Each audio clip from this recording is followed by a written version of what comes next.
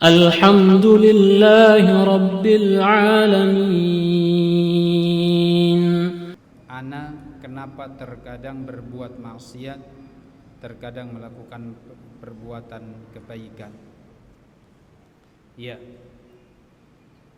di dalam hadis Rasul sallallahu alaihi wasallam mengatakan watbi'il hasanatas sayyi'atal hasanata tamhuha, dan ikutkan segera amal soleh, perbuatan baik setelah melakukan dosa. Kalau orang berbuat dosa yang memang tidak rutin dilakukan misalnya, itu memang sudah tabiat manusia atau memang ciptaan Allah Subhanahu wa taala, pasti berdosa. Yang kita bahas di sini adalah taubat dari dosa-dosa yang sudah memang rutin dilakukan. Biasa bohong terus. Ini harus segera bertaubat dari perbuatan bohong.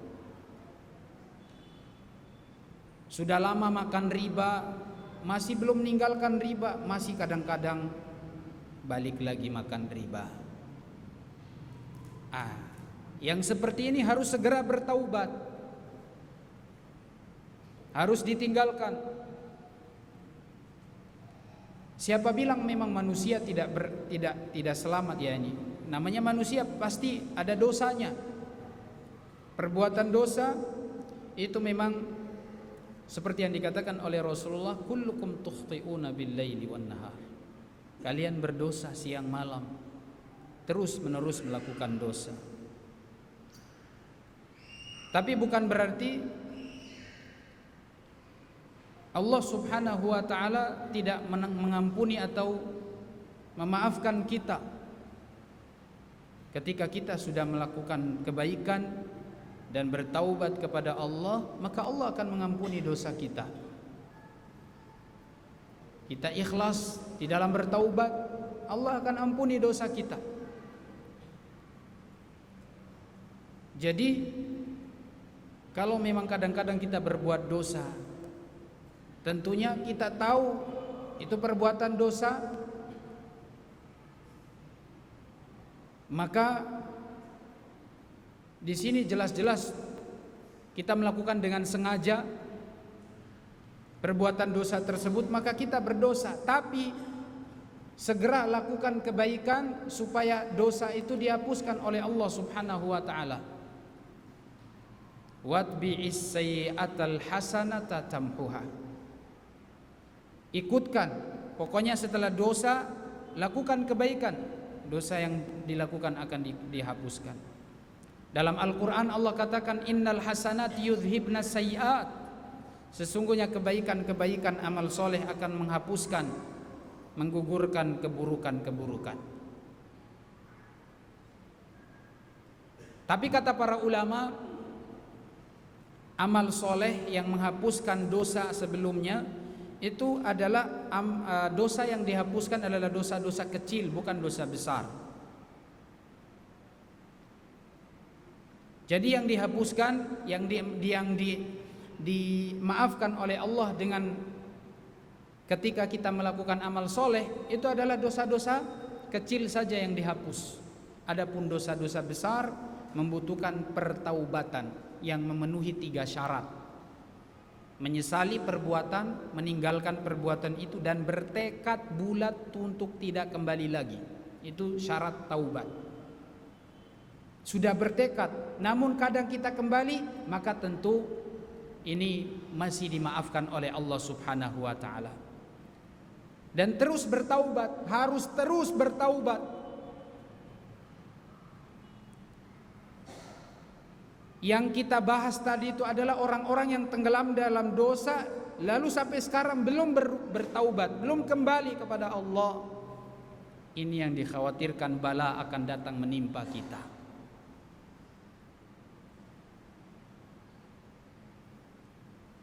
Kalau kita berbuat dosa itu memang manusia seperti itu. Bahkan Rasulullah mengatakan, Lau lam tudhnibu la dhahaballahu bikum thumma la ja'a biqaumin yudhnibuna thumma yastaghfiruna fayaghfiru lahum.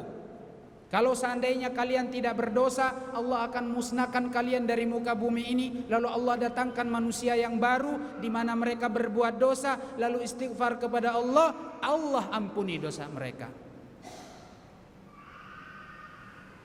Jadi memang dosa itu sudah menjadi bawaan manusia melakukannya. Tapi bukan berarti kita biarkan dosa itu terus berjalan.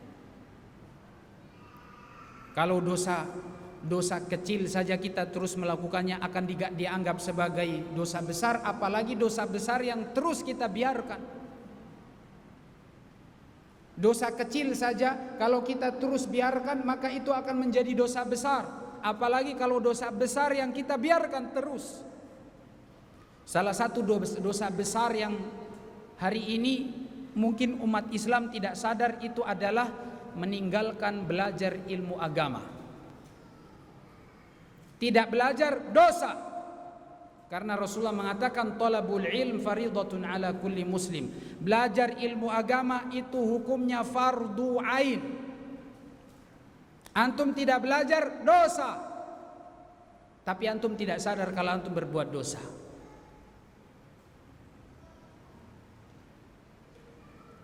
Ini dosa besar, harus segera minta ampun kepada Allah, bertaubat kepada Allah. Rasulullah bilang belajar ilmu agama kok kita santai-santai saja. Tidak ada orang yang tanpa belajar dia langsung jadi ulama. Dia langsung belajar, dia langsung faham, dia langsung tahu, langsung ceramah, langsung berfatwa, langsung beramal. Tidak. Dia harus belajar dulu. Belajar. Banyaknya orang yang tidak sholat itu karena memang kesadaran ilmunya yang dangkal, kosong.